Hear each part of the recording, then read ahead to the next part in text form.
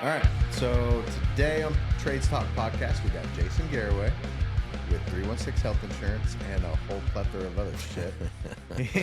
He's got his hands everywhere, doesn't he? Everywhere. Absolutely. That's good, though. That's good. You have to be very diversified in business, but at the same time, Or I just don't know how to say no to things. There could be some of that going There's on that. as well. There's that. But from what I've seen whenever I first met you, I knew you of Jason Garraway, the realtor. And then you introduced me to Jason Garraway, the healthcare guy. Yes. Freelancer with a cell phone. There you go. It's the many faces of Jason Garraway. It's, yeah. Mm-hmm. So today we are going to find out a few of those faces and then maybe have Jason Garraway back on and do a little deep dive into who you are. Sound good? Well, that'd be a fun ride to find out who I am. So you bet. Well, you got to tell us where you're from, because I don't fit in Wichita, Kansas, too. I know. I know. I kind of stand out. Yeah, you're a little very bit. unique. And this is me kind of compressed a little bit, a little more low key. But no, so upstate New York is where I'm from. Yeah, my mom's from Jersey. She's an Italian girl from New Jersey. My dad grew up on Long Island, and they met in the Bronx years ago. Matter of fact, one of the reasons my parents got to shoot me for telling this story, but one of the reasons my mom was attracted to my dad in the Bronx was that my dad had some reefer growing in his windowsill in the apartment complex that they both lived in, right. and that was evidently that's the story of my beginning. So they got together and Jason Reefer Garraway. Boy, I'm really hungry right now. I can't, Devin. I don't know why I'm hungry. You got any chips here in this? No. Food and drink free for the moment. That's good. So they got together, got married, moved upstate. Mom and Dad realized that trying to raise a family sometimes in New York City isn't the best thing. So I came along in 1976. I'm a 1976 vintage model, upstate New York, and It shows. Well, I mean. What's interesting is you're aging well, though. I am aging well. Yeah. I'm like a fine wine or good cheese, I guess. That's how that is. And the lighting, aged beef.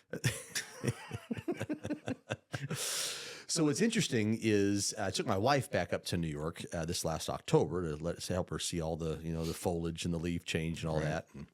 And my Midwestern tone that you're hearing me talk in. After about 2 days in New York, I'm going really fast and I'm talking like this and I'm talking about, this guy cut me off here and doing that, doing this. And in New York, you can actually make fun of people on the street you don't know just because of the sports team they have, right? So I'm wearing New York Mets gear. And if you know anything about New York, you can't be a Mets fan and a Yankees fan. In fact, if as a Mets fan, you see a Yankee fan, you will look at that Yankee fan while you're walking down the streets of New York City and say, the Yankees. And it's socially acceptable. So at the end of our trip together, my wife looks at me and she said, "Sweetheart, help me understand why you live in Wichita, Kansas, because you are like a fish in water here." I was like, "I know, sweetheart, I really am." So, yeah. But born and raised in New York, and do live and reside in the beautiful city of Wichita, Kansas, because it's a great. So place why did you move to Wichita, Kansas? Yeah. So went to college in Oklahoma City. Met a girl, a degree in theology, by the way, which we can unpack for a little bit later if you want to. Met a girl from the Midwest, and that was, good grief, almost 26 years ago. And so the rest is history. So bounced around a couple times. Was in Wisconsin for a little while, North Carolina for a year, but other than that, Wichita's been my home, and I love it. It's fun to leave here and go back to New York and other places and travel, but I'm always ready to come back to Wichita when I've noticed that Wichita does have a pretty good collective amount of people that are from all over the place. Mm-hmm. I mean, we had Niambo on here from South Africa. Yeah, I saw that. And he was brought here from McCurdy auction. And then, funny story, I ended up running into Brian McCurdy at Starbucks, and he was like, I've seen that podcast. And he was like, "You mentioned me on that podcast." I was like, "Yeah, I did." Yeah. So kind of a small world, but finding so many different individuals here from all over the world. I think that's what makes this city really unique. I think Wichita is the largest little city in the nation. Great culture, great energy, and great place to raise a family. Yeah. Good place to call home. Yeah. Business, everything. So tell us about business. What got you? I mean, you have that saying, I was a freelancer with a cell phone. Yeah. So my story actually begins, at least with the careers that I'm in. No one grows up and says, "Gosh, I think I'm going to be a health insurance guy someday, or I'm going to be a realtor." That just is not, it doesn't make the top 10 list. Yeah. It's like doctor, fireman, police officer. I don't know. Health insurance guy. Some of the social media profiles I see, that's all like glamour and beauty of, I'm a realtor. Well, like, not when they were 10, they didn't think that. No. They're sure excited about it now. But so yeah. Could you imagine if every profession gloated like realtors did? You know what I mean? I'm a roofer. So blessed. I put a new roof on this house up here in Newton, Kansas. Look at how amazing I am. I didn't think, trust me, I didn't think I was going to be doing this. So my degree is actually in theology. So grew up in a Christian home. Went to Christian school my whole life, and that's a foundation that I have that has been really, really positive in my life to really form character and ideas and just who I am. But there's some negative sides of that too, especially if you're raised in a situation where it feels like your affection and your value is tied somehow to what you do. And so, right, if I cut my hair right, if I wear the right clothes, if I use the right Bible version, all of a sudden God must really love me. But in the event that I get things wrong in my life, oh my gosh, he's an old grumpy man in the sky that wants to turn me into a greasy spot on the side of the road. And I don't believe that today, but I had that mindset kind of growing up. But from a kid, I always knew that I was most empowered and most fulfilled, I guess is the right term to use, when I mattered to somebody, when I could take somebody who is depressed, down, frustrated, didn't believe in themselves, and I could offer an encouraging word, and somehow that mattered to them in a positive way. Matter of fact, true story, in my 12-year-old baseball team, evidently I was a pretty verbose character on the baseball team because God did give me the gift of gab. And the coaches, I can't draw stick figures to save my life, but I can talk I've been told I can sell ice to an Eskimo. I still don't know what that means. You're very inspirational, to be honest with you. Because the speech that you just did at B&I not too long ago, like I was captivated. The boys in the boat. Just tuned in. Yeah. I wasn't sitting there going, man, can just hurry up. I should have passed a plate after that. Maybe take out an offering. Is that? Yeah. So, the coaches' wives of that baseball team actually got me a shirt, a little 3-button shirt that said Mr. Personality. So even back then I had this very desire to just, encourage people. So as a kid, I had this, I felt like in my life that would work itself out in ministry, pastoring or evangelism, or in some way that I could, spread the good word and encourage and be inspirational for folks. But as I got into my 20s, of course, went to Bible college, got a theology degree. As I got into ministry, having grown up in a very, very, hey, you get it right, God loves you. You get it wrong, God wants to cast you aside type of environment. There were some parts inside of me that were messed up. And I think looking back, everybody has messed up parts. We all have weaknesses in our lives. And if we don't learn how to deal with those things, embrace them, move past them and grow, right, there can be a lot of shame that's associated with those things. So I'm in my early 20s, missing the mark in some things, internally. And I'm thinking, man, I'm 24, 25. Man, I'm a messed up guy. Ministry probably isn't where I should be. So I thought, what's a guy with a gift of gab who's from New York with a non-accredited ministry degree? What in the world does this guy do with his life to make money? I thought, what the hell? I'll sell something. So that's what led me into sales. So I got back in those days, we didn't look online for jobs. We looked in the Wichita Eagle in the classified section. Remember those days? You're old enough for that, aren't you? Yeah. As highlight the ones that I circle. Big red. Yeah, this one right here will work. And how do I apply to it? And start a checklist. Yep.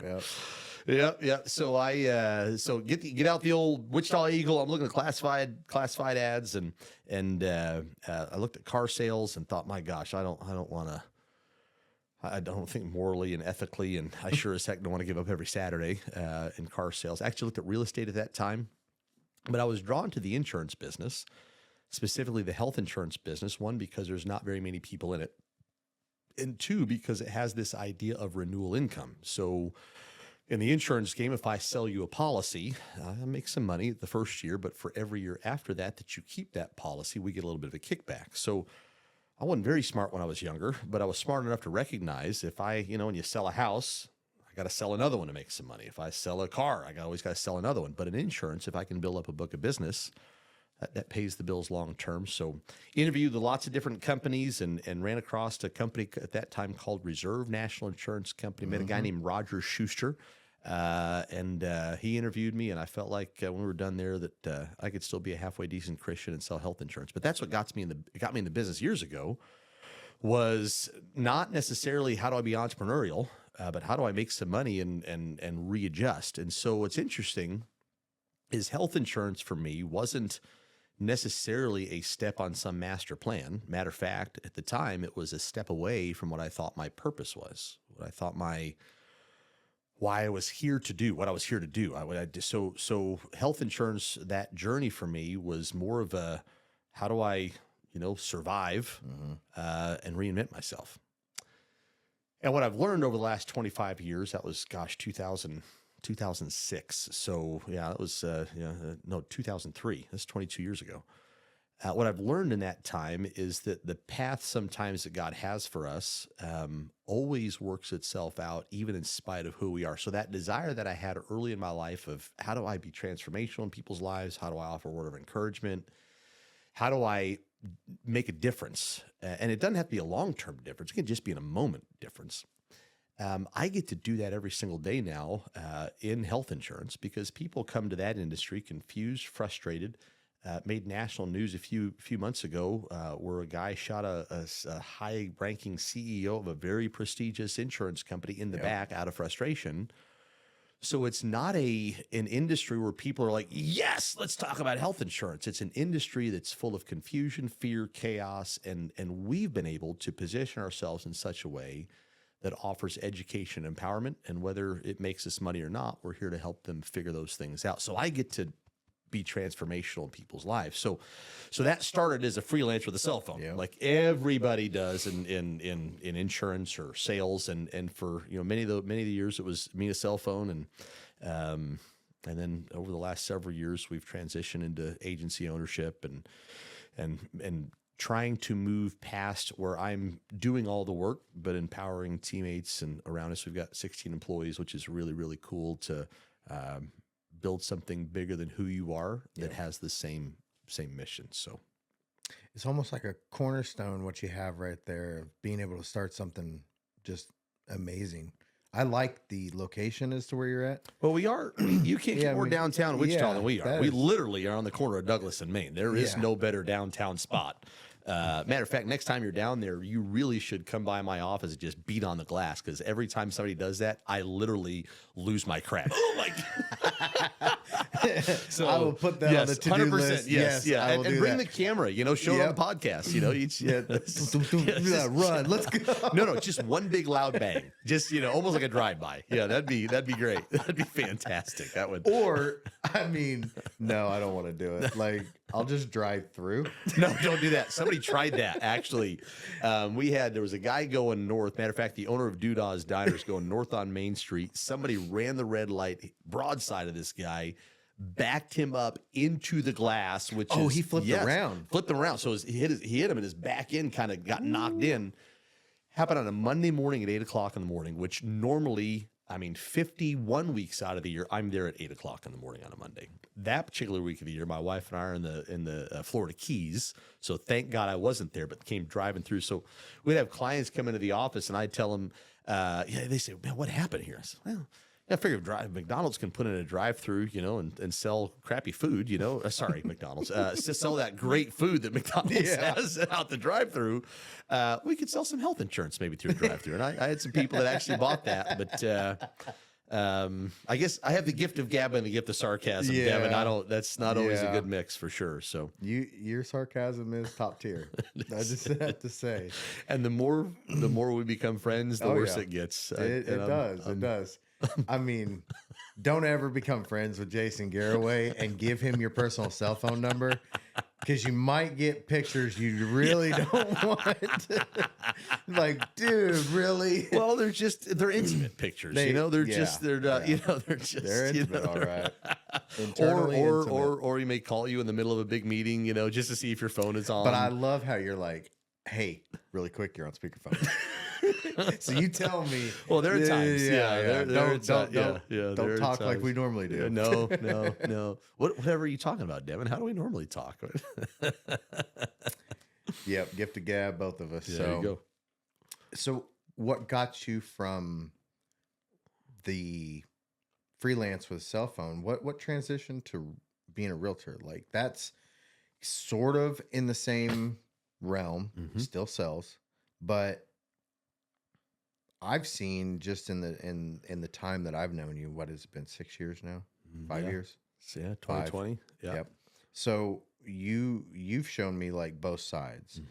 I know more of the healthcare side with Jason, because we first got introduced through the realtor side of it. So what got you into doing that? Because I've seen some impressive stuff from you. Thank you. With, what was it, not last year, but I think the year before, it was like 12 deals that you were dealing with just in 1 month. Yeah, it was a pretty crazy. Yeah. And you were just like, I have this. I need you to go to this. Yeah, I had you. It's like, you were all, how do you contractor's manage it? dream? Not well sometimes, for sure. Yeah. So 2006, the Reserve National Insurance Company had me go to North Carolina, Charlotte, North Carolina, to manage an office for them. So I pick up my family, got 2 young kids. We travel 1,200 miles away. Land in Cornelius, North Carolina. Was there for a year to manage a health insurance office. I had a little bit of success as an agent. And Devin, I'll tell you, I failed horribly. It was you talk about a 29, didn't know what to do, didn't know the first thing about how to build a team. Thought that I did, which was, of course, I think everybody in their 20s. I wish I'd have wrote down everything I had thought in my 20s, because the 50-year-old version of me would have needed all the answers. But anyway, failed. So after a year of that, we came back to Wichita and had a buddy of mine recommended a realtor for us to use. And I told this guy, I said, okay, I want to live in this. This is where we used to live. I want you to start at this intersection. And I gave him the intersection. Matter of fact, it's literally 8 miles from this house right here. Start at this intersection, and I want you to go out in a circle, and I want you to find a house that hits this, and this. I don't want to look at 9 million different, sheets and houses. Listen, you take me to the top 5 that you think will fit, and I will buy one. Now, having been in real estate now for some time, that's a dream client, right? That's a home run pitch. Just pick the top 5. I'm buying one of those. Because my family's living in North Carolina. I'm flying back to Wichita once a week to do business, and I had to get my family back here. Well, it was the worst, most terrible experience of my life. This guy sends me 5 million different things, houses that don't fit the parameters that I want him to look for. So one particular weekend, I decided to just stick around here in Wichita and go house shopping myself. The house that I wound up buying is actually within 500 feet of the intersection I told him to start at. I walked in there on a Sunday in an open house, met the realtor, Kara Boyer, who we're still friends to this day, and she and I worked together and put this whole deal together. I got them to finish off the basement, put in a sprinkler system. I negotiated the entire thing without my realtor. When it comes time for closing, all of a sudden, my realtor is supposed to get a check, and I worked hard to get my realtor to not get the check because he didn't do jack squat for me and get it to Kara. Well, realtor law doesn't let you do that, and I thought, my God, if that son of a gun can make $6,000 with that type of a service, any idiot can do real estate, and that's what got me into real estate. So I thought, well, what the heck, I'm going to get my real estate license. That was 2007. 2008, get my real estate license and really And never then did. Boom. Well, no, didn't do anything with it. I sat. Matter of fact, I'm in real estate. Crash. Yeah, well, that's fair. That's fair. Actually, what's funny, in the real estate class, I actually recruited 2 people to come sell health insurance for the company I was at, because I thought those guys are pretty sharp. But anyway, we didn't do anything with it. 2008, 9, 10, 11. But in 2015, God made a really, really big change in my life. again, having grown up with this idea that the love God had for me was based on what I could do for him, really, when I got into health insurance in 2006 or 2003 and started to make some money, began to live a very, very selfish lifestyle. Lived for me, did what I wanted, when I wanted to do it. And it sounded innocent, or I guess the word I'm looking for is it sounded, didn't sound like it would be a harmful way to live at the beginning. But when you start living for yourself and focusing on yourself, that can lead down a path that helps you realize just how wicked sometimes we can be. So here I'm 2015. God made some big change in my life. There's 3 things God did in my life that year, back to back to back, to kind of get me to pay attention. One of those was the sales job that I had with Reserve National Insurance Company. I was fired from. One of the top 10 agents in the company, in the country. They had a new manager come on board that was there, a guy that I actually helped train. And I was a good salesman, and I had the ego to go with it. And one day I called him on something that I felt he did that slighted me in some way, and I let him have it in a New York style with both barrels. And used up all the emotional relationship that we had left, which wasn't much. And he called me and said, "Garraway, I'm sick of you. I'm sick of your attitude. I don't care how much you sell. You're done." Well, I mean, it's making pretty good money there, so that's a little bit of an adjustment. My wife and I, so Jenny and I had a large enough argument that it just made me ponder. I'm pushing 40, and it just made me wonder: is this really where I'm going to be the rest of my life? And then one of the guys that I had gone to Bible college with, and Devin, you know me well enough to know that I don't get intimidated by very many people, and I don't feel uncomfortable in very many situations. But this particular guy, his name is Josh Wesson. When we were in college together, he's 2 years older than I was always, he's always the big dog, right? I was the little dog. Remember those cartoons? You had the big dog and little dog just taking over the town. I was the little dog. I'd hang out with him. And looked up to him in a lot of ways. Great singer, great personality. And Josh and I had grown up very, very similar. And here we are, 15 years after Bible college. I'm living, for me, way out in left field and in places I never thought I'd go in my life. And Josh, married a girl from Louisiana, went to the Dominican Republic as a missionary, and really, really walked the straight and narrow. Well, I'm scrolling Facebook one day and saw the story where Josh had taken some of his teenagers from the church there in the Dominican Republic to the beach.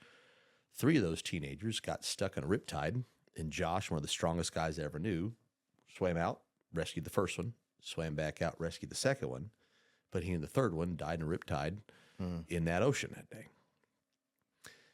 And it wasn't like God slapped me across the face and said, "What in the world, Jason? Where are you at? What are you doing?" But those 3 events, again, getting fired, having transition with my job, having, questioning things at my home and my personal life, and then just being, seeing that happen to Josh made me humble enough to at least listen.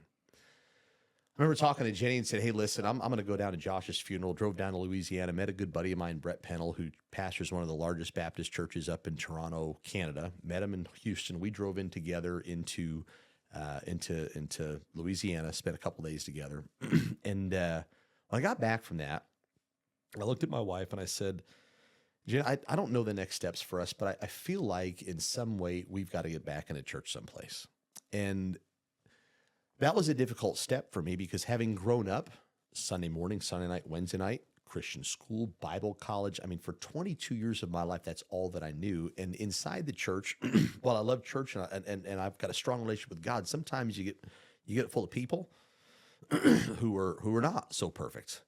And so being able to see the hypocrisy sometimes that happens there, it was really important for me to find a church that was genuine and authentic. And that's one of the things that I have is just this authenticity. It has to be real. I want to know that the Devin I meet on Trades Talk podcast is the same Devin I'm going to meet when we bump into each other at Walmart, is the same Devin we're going to have at a networking event together. Yep. And that authenticity is huge for me. And so I said, "Jen, I just want to find some place that's real." Well, about 6 months prior to all this, God led a guy into our life. The guy's name is Branson Sears. No lie, his name is really Branson. He comes to work at the I mean, insurance that's office. not as odd as some of the names out there. Well, the church we wound up to had a pastor named Joplin. So Joplin okay. and Branson were the pastor and assistant pastor of a place called the Well Worship Center. So there's, yeah, I didn't make that up. That's a real deal. You can Google that and it's on the internet. So it must be true. So God had brought Branson into our lives as a new agent in the insurance office I was in. And I just watched him do something very genuine one time. And for whatever reason, as soon as I said that to Jenny, I said, I just want to find someplace genuine, authentic. I immediately thought of Branson Sears. And I thought, I don't know a thing about this guy, but we're going to go to his church on Sunday. Well, 2 weeks later, it's not like God came and talked to me audibly, didn't slap me across the face, but we're in the worship session of that service. And I could sense the presence of God come over me and really communicate directly to my soul. And the first thing I heard God say to me is, Jason, do you just know how much I love you? And in that moment, Devin, there wasn't a bit of shame. There wasn't a bit of frustration. There wasn't a bit that I felt like I had disappointed my Heavenly Father in any way. And if you looked at my life at that moment, you'd realize that where I started in life, Sunday morning, Sunday night, Wednesday night, towing the Christian line, my life looked nothing like that in the moment. I was involved in all sorts of mess, both personally and professionally. So the fact that God spoke to me in such a soft, gentle way that was not full of shame was the first time in my life that I recognized God loved me regardless of my performance. Well, that was transformational in my life. And the very next thing, of course, I had to acknowledge that, yeah, God, I recognize that you do. You've been very good to me, even though I feel like I don't deserve it because I haven't been following your way for the last 15 years. You've been kind to me, and I knew it.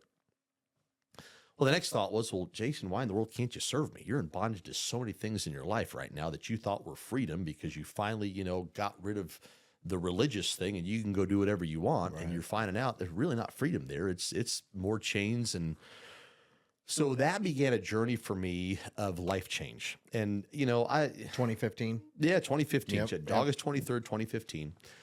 And the seed that was planted that day and the transformation that began with me was to stop focusing on myself and realize and accept that I've been created in a perfect way. And while I'm imperfect in what I do, that's why Christ came, and Christ is the fulfillment of all the things I come short in. And I can rest now in that, and I'm secure in how God sees me. Still trying to figure that piece out, by the way. But as a result of all that, here I lost my insurance job. Of course, I was a strong enough salesman of that company. I called the manager, the guy down in Oklahoma, and I said, hey, listen, I just got fired from Wichita. Do you mind hiring me? And he said, absolutely. But I couldn't work in Kansas on a lead system. That was part of the agreement. If I got caught, dropping leads to get business in Kansas, all of a sudden I could lose my entire contract. So for me to work, I'd have to do things through referral, build relationships, which at the time was foreign to me, which we'll talk about in a little bit, but it's foreign to me. I was a lead chaser. I'd get a stack of leads, I'd chase them down. And, so because I had to work in Oklahoma, I thought, man, I don't, part of the issue that I have had is the fact that I'm gone so much with my job. I'd leave on a Tuesday morning, get back on a Thursday night and party the weekend away and start all over again. And that does not lead to good home life. So I thought, well, what do I got to do? I got to work locally. I got to make some money.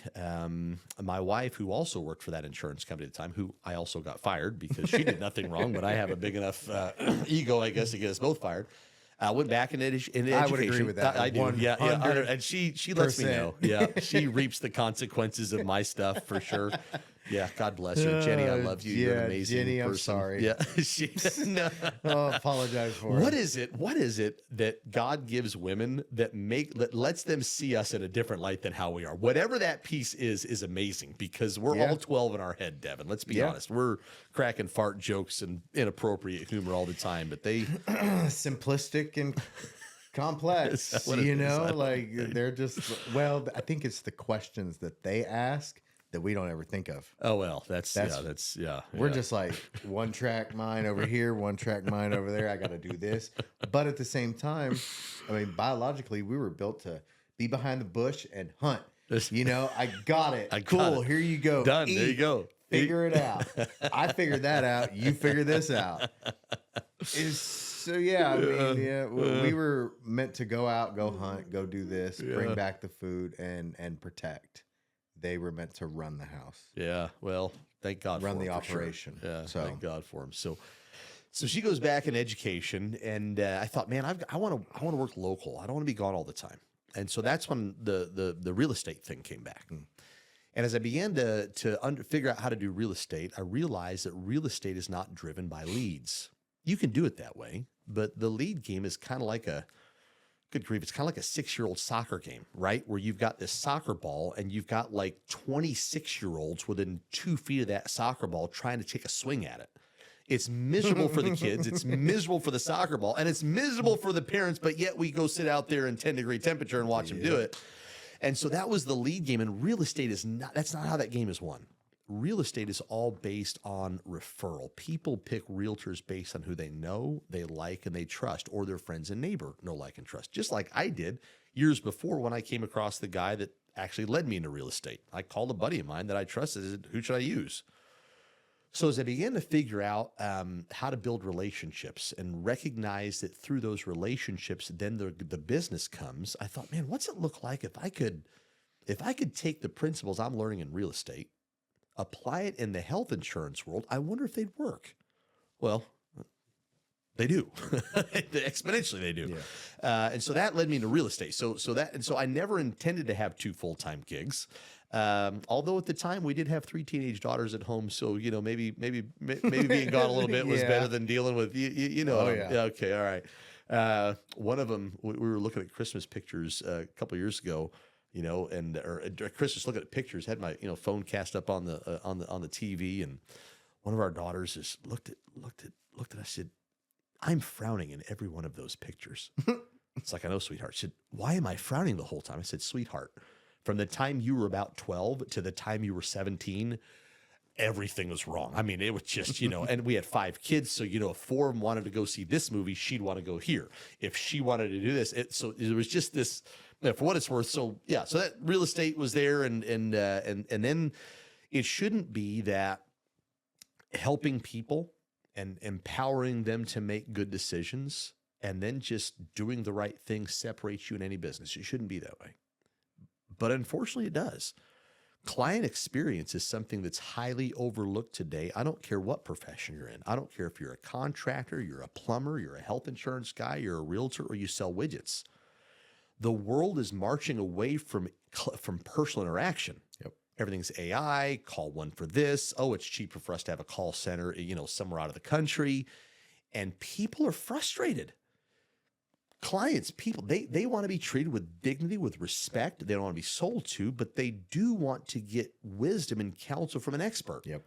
And when I can empower you and impart wisdom to you, I truly believe people are smart enough to make up their own damn mind without me trying to have to steer them one way or the other. And so by building a real estate company that way and a health insurance company that way, that's been a huge key to our success, where we focus less about our own numbers. How many transactions can I get done?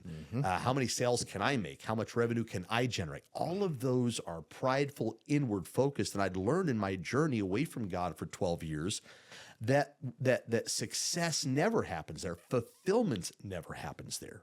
But when all of a sudden I can see somebody else and I can recognize them as being stuck someplace, and I can see them as needing help, and I come alongside of them and I offer them a helping hand, and I offer them clarity and wisdom and direction and truth so they can make an empowered choice that leads them to someplace better. Holy smokes, I've got goosebumps just talking about it here on a podcast. So that's been the secret of our success, I believe. And that's what led us to, my gosh, we got 12 transactions here, and then I've got all this real estate stuff here. So by 2019, every time my cell phone would ring, I literally would want to chuck it against the wall because I couldn't get away from it. I don't think anybody in business, unless you went to business school and you decided you want to be an entrepreneur, nobody in business typically gets in business because they're entrepreneurial. Yeah. They're good at something. Yep. And because they're good at something, they have what has been known as an entrepreneurial seizure. I said, well, what the heck? I'll go start a business.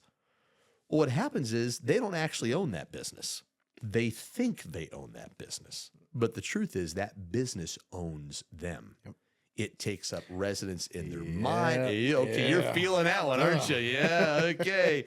So here I'm You don't ever work the business works you. Yeah, yeah. And what happened by 2019, I'm frustrated. We're making good money, but I am working, morning, noon, and night, 7 days a week. Real estate is a nights and weekend business. Health insurance is a daytime business. And what's interesting, and now that I think about it, getting away from traveling and selling health insurance and doing it locally, I just filled up my locals calendar. And that's one of the great regrets that I have looking back, even my family at that time, is while I was involved and I did a lot of coaching with our kids, because that's the only way that I could make all their schedule work with my schedule. It was still a pretty inward focused thing and selfish thing for me to put my family through at that time. But so 2019, I'm frustrated. I don't know how to get out. I'm overwhelmed. And in the way that I'm wired, when I get overwhelmed, I get really aggressive. I don't mean to get aggressive, but I don't have time for BS. I don't have a whole lot of grace. And I'm frustrated why you're not doing the stuff you're supposed to be doing, because I ain't got time to deal with your crap, because I got all this other crap that I'm supposed to do. And I'm in this vicious, I can't go on vacations. I can't go on trips, because every time that phone would ring, I'd feel slaved to that thing to take care of people. So God brought across my path a business coach. Name's Dan Kreis with Circle Consulting. Great guy. Matter of fact, he'd probably be pretty cool to have on your podcast. Sat down with Dan, and Dan is the most unassuming business coach I've ever met in my life. I'm expecting to meet this Tony Robbins, Zig Ziglar, big personality guy. I'm bigger than my personality, because I figure that's how I'm going to listen to this guy, because he's going to be more dominating in the conversation. I don't know too many people that can be. Yeah. There's that. Against Jason Garraway. Steal the spotlight. Boom. Here you go. No matter where he goes. That's okay though. Like I don't. Here you go. Yeah, have it. In the words, I like watching you talk. Oh, thank you. Put you in your moment. Yeah. In the words of Ron Burgundy, I'm kind of a big deal. In some people's eyes, yes. In some people's eyes. That is a good persona. You should be Ron Burgundy. You should do that for Halloween. I should not be Ron Burgundy. I should not. I'll get you a robe. Yeah. Go to a pool party and be like, I think you've heard of me. Well, I'm doing that in my head every time I meet somebody. Yeah. Get the 316 Health logo on the back. This is a true story. One of our good friends, my kids grew up with, he's a pastor down in Clearwater. His son actually became an internet sensation for a while, is the sandwich guy. And he would literally go on YouTube. He would make sandwiches. And I almost had this kid convinced to tattoo 316 Health Insurance on his chest and do these commercials shirtless, or these videos shirtless, for like $2,000. And I'm like, he was going to do it. He was that hard pressed for $2,000. I thought, man, that'd be great. But I figured his dad would probably kill me. So there is that. Be like, I don't think so. That kid's now getting married here in a few weeks. I just bumped into one of my kids' events last week and was talking to his fiance, and I said, you really ought to thank me, because he could have a 316 Health Insurance tattoo on his chest right now. And she said, what are you talking about? That would be a hell of a story. Like, why do you have that? Yeah, bad decisions. Bad decisions. I needed $2,000. Yeah, the things we do for money. Yeah. It's ridiculous. So I got this business coach that comes along, and we have a conversation for about an hour, and it was a weird dynamic because I kept waiting for him to take control of the conversation and tell me what I needed to hear. Mm-hmm. But that wasn't his approach, which was really cool, and I've learned from that over the years to be curious and ask questions more than dominate conversations and tell people where they need to go. But at the end of me unpacking my struggles, full-time real estate career, full-time health insurance career, it's just me and a cell phone. He looked at me and said, Jason, it sounds like you got 3 choices to make. He says, number 1, you can have a heart attack by 50, because nobody can keep the pace that you're keeping and it not affect their health. No one can. We were not designed to work like that. And you can keep on that pace, but you have a heart attack by 50. The second thing he said is you could light it all on fire, Jason. Your second choice, light it on fire. He said, with your skill set and your ability to communicate and cast vision, you can go work at lots of different places, and you can add a lot of value to somebody else. And you can go that route and get back your time and work a 9-to-5 job. He said, or He said, what would it look like if you could create an entity that's bigger than yourself that could create the same client experience that you envision in your head that, quite honestly, you're not even doing right now because you don't have the time and mental bandwidth to do it? What's it look like if you invented that type of an entity? And that's where the idea of 316 Health Insurance was born. And from 2019 to 2025, there's been this shift that's taken me past a freelancer with a cell phone to empowering and hiring a team. And oh man, you talk about pushing me into an uncomfortable territory that I didn't want to get into because I felt incredibly insecure because I don't have a business degree. I've failed at managing offices in the past. I've always been a solopreneur because I can take care of myself. And quite honestly, looking back, didn't want the responsibility of having to work with somebody else to make sure they were okay because I didn't know if I could. But with God's help and a good business coach and an incredible group of professionals around me who and continue to challenge me and encourage me to grow, we've been able to think differently and move into areas that I never thought I'd be able to move into, places very uncomfortable. And I can't tell you, Devin, how humbling it is to walk in the front doors at our company, see 16 people who are paying their mortgages off of a vision that I've had, executing a vision that is deep inside of me that have bought in, and we are taking care of people better today in a way that I could have never done by myself because I got overwhelmed. I got this career and that career, and now I've been able to think different, which has been hugely. And I see that we have a lot of clients who are contractors, GCs, roofers, plumbers. And I see a similar journey there where they start off as, man, I'm a great plumber. What the heck? I'm going to go make the money. I'm going to cut out the middleman. I'll go start my own company. And what they don't recognize, they just don't know what they don't know. And they hit this wall and they think this is it. And their wives are probably frustrated with them, right? Yep. Because they can't just shut it off and be present at home because the business is there and they 24/7 operation. Gosh, and they don't know what to do. Well, there's hope there. And the hope lies in being able to think differently and grow past that and really embracing the fear of insecurity that we each have. As men, you talked about earlier, we like to be hunters. We like to be the superheroes of our own story. And so we tend to live in those spaces where we know we can be the hero. Mm-hmm. I know I can be the hero, cracking jokes and having fun at a networking event because I'm comfortable there. But I may not be so comfortable having hard conversations and creating culture statements at my business. I, for years, ignored my books. I hate the books because I feel insecure about it. I don't know what a tax return is supposed to look like. I don't know what a P&L sheet is. So rather than embrace that and be seen as, somebody, wow, Jason doesn't know his stuff. I would avoid that. And so being able to embrace the uncomfortability, being willing to surround yourself with people that you feel safe with, and also recognizing, I think, deep down inside that your value is not based on what you can do.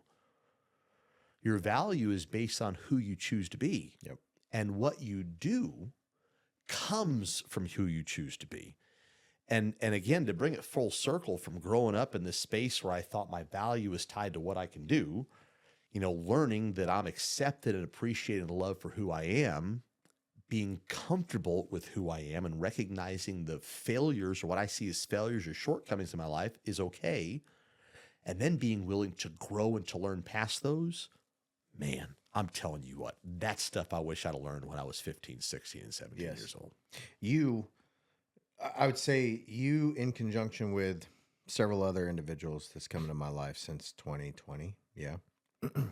I had an adaptive change drastically coming back here, but B&I, you, several others has radically changed not only my outlook on life, who I am, it's shaped me into the person, but I realized the same thing. It's not about what you know particularly, it's who you know and who you surround yourself with. 100%. So after hearing you, talking to you, being your friend, you being my friend. I'm sorry you got to be my friend, man. That's a tough burden. It's an obligation. It's obligatory. Yeah. I considered you, a friend right off the start. You were very aggressive. You were. I'm telling you, you were just like, what are you talking this about? is what you need to do. And I'm like, God, this dude's an asshole. Yeah, well, Real quick. gift the gap. Yes, I am. You addressed it really fast. Like, do this, do this, do this. And then, what was it? Devin has a baby. It's a boy. Yeah, you started that. Man, You know where 5 years that comes ago. from. You know where that comes from, right? Yeah, 10, 10, 2, Oh, 20. yeah. Devin had a baby, eats a boy. What It's happened? been 5 years. Well, Devin, he had a baby, and it's a boy. Yeah. I saw that commercial not too. Oh, yeah. I think it was on like one of the Super little Bowl TikTok. Yeah, okay. Yeah. It was like the guy calling from the hospital, and he was like, I had a baby. It's a boy. I was just like, I'm gonna send that to Jason. Immediately reminded me of you. But yeah, you've been very transformational in my life, Well, business and everything, and definitely positioned us, because in roofing, it's still the same kind of mantra of the leads. And whenever I first learned it, it was always, you got a door knock. Yeah, that'll get you started right away. Right. That'll get business in You got to get the pipeline. yeah. You're gonna start putting the pipeline together and everything. You're gonna start getting. You need to knock some doors in order to get knocked down a few times to make sure you want to do It it. grows you up a little bit too. Yeah. Yeah, I mean, all those no's definitely leads to a yes, but you need those no's for character to build 100%. so that you understand how to adapt in the game later on. Yeah. But I knew relationship mattered as far as the business and how business operates. I just didn't know how to do it. Yeah. You personally have opened up my mind to how that matters, what it matters, how to do it. You have helped me business better. Well, thank you. And whether I want to admit it or not, you've helped me life better as well. So I greatly appreciate you. Don't you blame me for the mess you're in, Devin. No, Thank you. A little bit. That's just I think the way that we help people matters. It does. But we're all on a journey, right? We're all headed someplace, and we're all on our own growth journey. But what happens is we begin to identify people that may not be as far along in the journey in certain areas. And being able to just offer some light and insight into that. So when I met you in 2020, that wasn't too far after my own personal journey of figuring some of that stuff out. And it's interesting how if we're just willing to pour into somebody else, that we see something similar in. And we've got a lot of similarities. And I think even as men, as business owners, we have a lot of the same fears. I think they're consistent. I think that one of the lies we tell ourselves is we're the only person who feels this way, when the truth of the matter is, it's pretty common. Yeah. We all struggle with Everybody certain feels things. this way. 100%. So being able to identify that, be vulnerable enough to share it with somebody else, to encourage someone else, is really cool. So those are the folks who may not be as far along the journey, but then when you can kind of tie into the people that are just maybe a little ahead of you in the journey, it creates this train-like effect where together we move towards the common goal that we're headed for, and we support one another to get there, which is really cool. It's a really cool dynamic. Instead of just everybody trying to knock each other down. And Oh yeah. I ain't got time for that. No. Junior high. Or the ego gets in their way of like, I'm better than you. Yeah. Well, I think that's all driven by insecurity. I think ego is just the flip side of insecurity. Some of the most egotistical guys. Outward approach of insecurity. Yeah, 100%. That's it. Yep. So you're just now projecting it on everybody else. There you go. So what has been? So I'm gonna ask us a couple of questions of you, because you've laid out a really good foundation on like where you started, where you're at now. Out of all of it, what has been the most difficult transitional part of your business life that has almost made you just say, fuck it, and just give up everything and walk away? What has put you in that option number 2 from Dan of going, I'm ready to burn it and walk away? Yeah. Really, it was when I met Dan. I felt trapped. I felt like no one else could understand the mess that I'm in because I had two things going. I had a real estate and health insurance. And I, at that point, thought that any business was cold. I thought it was all about leveraging money, that all business was to screw people over. And I knew I didn't want to do that because it didn't gel with who I was. So the one thing that would have destroyed that in me is my willingness to not begin to think differently. Being so entrenched in what I thought things were that I wasn't willing to adapt and to grow. And I think that's a career killer. I think it's a marriage killer. I think it's a relationship killer. When you get so entrenched that you're right and no one else sees it your way, and by gosh, this is just how it is. Mm-hmm. That's where things die. So thankfully, I was willing to think different. And now I still hit those stages, but I become a little more self-aware. I become self-aware that when I feel that insecurity rage, I get curious. Well, why am I feeling this way? There's actually ran into a guy named Adam Gregg. He's a business coach. Another fellow I've run into.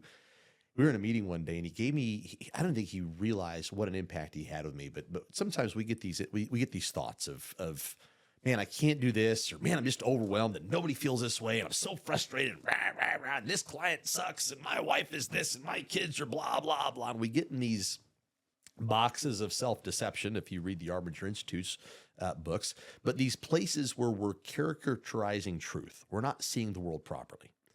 We're overinflating our own sense of value, and we're actually devaluing those around us. And the very actions that are pissing us off that other people are doing, we're being assholes back to them, and we're encouraging them to keep that action up. So it's an interesting collusion that happens there. But as we're talking through that one day, Adam looks at me and says, Jason, there's a 4-question test that sometimes when I get in my own head that I ask myself. The first thing is this thought that I'm having right now, is it true?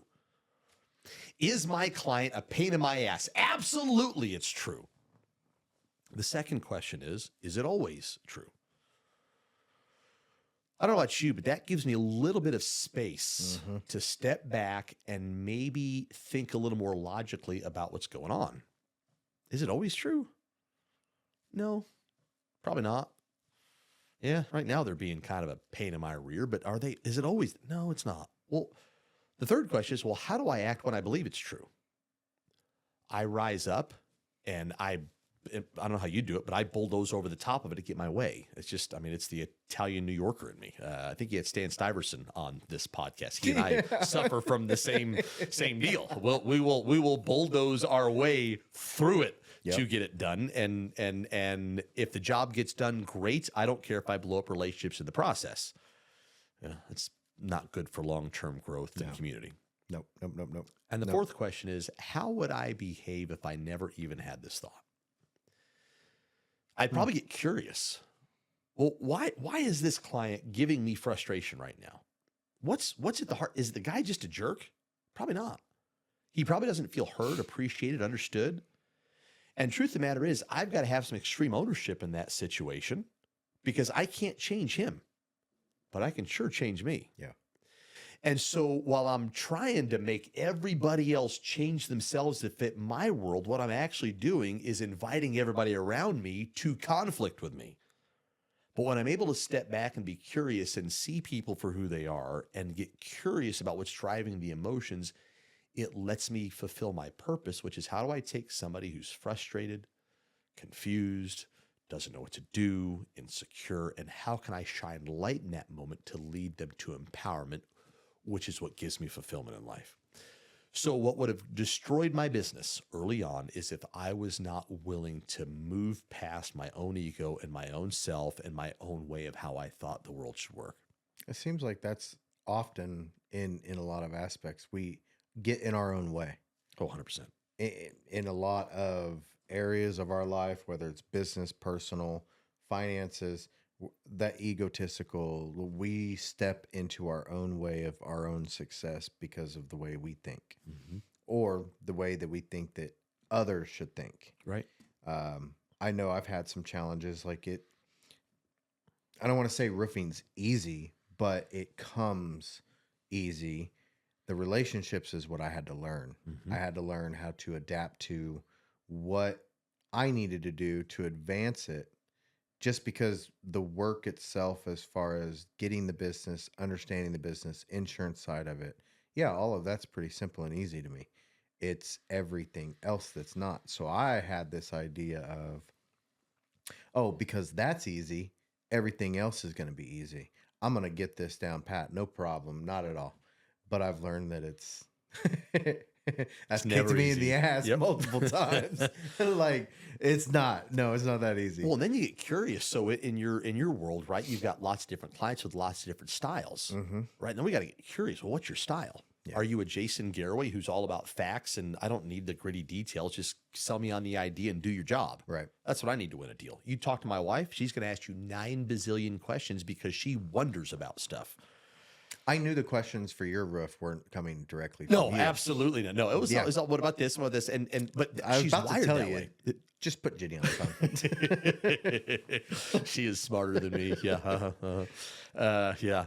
But when I recognize and I validate that as strongly as I see the world, my wife, who sees the world through relationships and wonder, I see it through goals and ideas. Yep. As strongly as I feel that way. The test. Yep. The ethos. Yeah. We're identical, except for what was it? There was one part at the very, very end that we. I think I go way down into the focus range of things, and you're not quite that deep. But so I see the world through ideas and goals, right? Jobs, and I need great focus to get those jobs done. And I'm going to tell you the truth, whether it feels good to you or not. I'm going to tell you the truth, and sometimes I say things to people that are spot on, but probably not the right moment in which to say those things. My wife is wired in such a way that it's all about relationships. If relationships in her world are broken, her entire world is broken. And she's a wonderer, which means that she asks questions to ask questions because she wonders and she needs the details. Yep. I don't need details. I need ideas. So one of the things we've worked out in our marriage is to realize that when I give an idea and she asks me 9 bazillion questions, which is exhausting to me, realize she's not trying to nag me. That's just the way she's wired. I want to get curious about that. I don't see her as a nagging wife who's asking me 5 million questions. You should just trust my idea. That's not what's going on there. That's a characterization of the truth. What I begin to realize is I want to build trust and security in her. And if that means I've got to answer a few more questions that I'm used to answering, then so be it, because I'm here to help. So as you understand that different dynamics are done in different ways, especially in business, that's the real art of leading people. And whether it's roofing, health insurance, real estate, we are leading our clients to the path of empowerment to make the right choices, what's best for them. And I know you well enough, Devin, to know that you operate much like I do. We got to pass the mom test. When it's all said and done, I go tell my mom what I did for the day. Yep. I got to pass the mom test. Yeah, son, good job. I'm proud of you. And I know for you, that's huge because your mom had such a huge impact in your life and upbringing. And that's the pathway. And in order to get them there, we can't push them there. And I think a lot of contractors push them there. Yeah. Well, they're sales driven, and I look at the approach of I'm trying to make sure it's the best decision for you. Yeah. Not trying to just get the extra money. But there's always the next job that has to go. Yeah. So, I mean, contractors are always behind, right? Rain hits, materials don't get delivered. And now all of a sudden, I got to take my A-listers, move them to the next project because we got to make payroll. I'm going to get some subs in here to finish up. And they never finish the details, which leaves bad taste in people's mouth. And then that's hard to get repeat business because the end of the deal didn't go as well as the beginning of the deal. That's an interesting dynamic. I think if we're going to mess up in business, it can't be at the beginning and it can't be at the end. I mean, I get it sometimes we drop the ball in the middle, but if the ends of that business and that experience is positive, take our relationship. There's probably been moments in our relationship we've had, intense moments of fellowship. But the beginning of our relationship's good and the end of our relationship is good. So there's a lot of grace for what's in the middle. And so, I think that's good insight that you have as you deal with your clients. Well, I mean, you've got a couple decades on me, so don't say. What are you? How old are you? I'll now? be 40 this year. You'll be 40? Yeah. Oh man. September, I'll be 40. Just a pup. Just a pup. Just a pup. Yeah. Still got that 3 in the front. So I was talking to Robert Beard on the way over here today, and he is over 40 now. And I said, "Well, you're on the downhill." He says, "No, I'm still 40." I said, "No, you're in your 41st year, my friend. It's for the testosterone drops, which is kind of good in some ways because now it's que sera. Do I have to win this deal? Do I have to be right? Nah, whatever. Yeah. You'll figure it out." yeah, I've had my time. Go for it. Yep. No, Robert's awesome. He's been on. I look forward to having you back on. Yeah. Thanks You are an inspiration to not only me, but others. So I know it's been challenging getting you on here because of your increasing vacation schedule. You set the appointment and then you go on vacation. Those are moments of self-reflection. I have to. I do. I have to take three intentional vacations the first quarter of the year to vision cast and. So what's the next 3 vacations? Those are unintentional. Yeah, those are family vacations. Yeah, those aren't okay. vision casting. That's the actual vacations. Yeah. Well, unfortunately, we both got to wrap it up. Okay. So, all right. We need a part 2. Are we ready to set a date to where everybody and I can keep you? Don't you put that in? There's probably yeah. I'd be happy to come back. Yeah, I'd have to hop in and do some more. Jason, thank you. Yeah, appreciate you. Appreciate what you do. All right.